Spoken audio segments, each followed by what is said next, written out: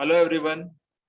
Now today we will discuss the one by one the different types of braking methods for the DC motor.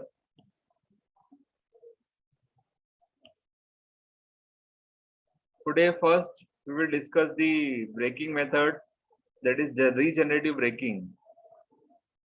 So that according to that, as we earlier discussed in the previous lecture, like about the braking, what is the meaning, what is the definition of braking, and out of three braking today we will discuss the regenerative braking.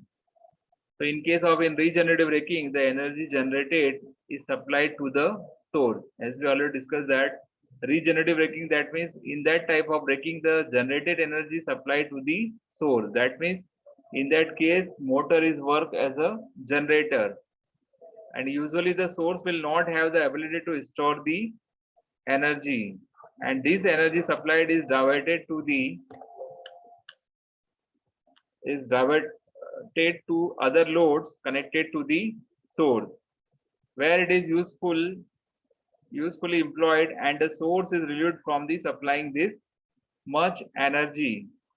If the source does not have the ability to store energy, nor are there other loads connected to the source, the regenerative braking cannot be employed. This is the most of the things specification about the regenerative braking. If we are looking the regenerative braking concept in the separately excited motor, then what will happen? Let us understanding the regenerative braking in the separately excited DC motor. The steady state equivalent circuit of separately excited DC motor and source is given in that figure.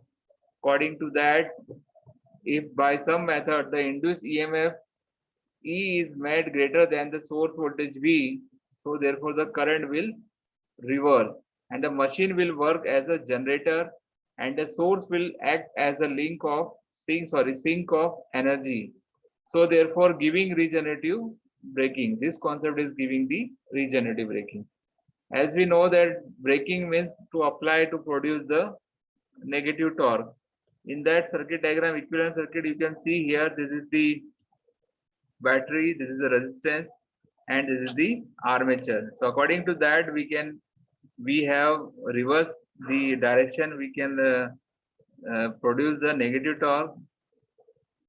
And it may be emphasized that for regenerative braking to take place, the source motor circuit should have the ability to carry current in the either direction, and the source must have the ability to absorb the energy, and the induced EMF E can be made greater than the source voltage V, either we increasing E or decreasing the V.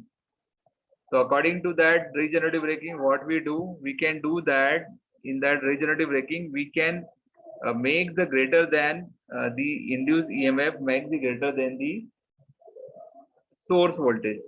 So if condition is satisfied, then that we can say that the regenerative braking. In those applications where the motor is supplied by its own unit source, so V can be varied and kept below the EMF for all speeds greater than 0. For speed less than the rated no load speed, the field current is maintained at the rated value. So by appropriately varying voltage with EMF E, the desired braking torque can be obtained. For speeds greater than the rated no load speed, the voltage is fixed at the rated value and the field current is varied to adjust EMF to get the desired braking torque. So these are all about the concept of the regenerative braking. We can see here the characteristic of the regenerative braking.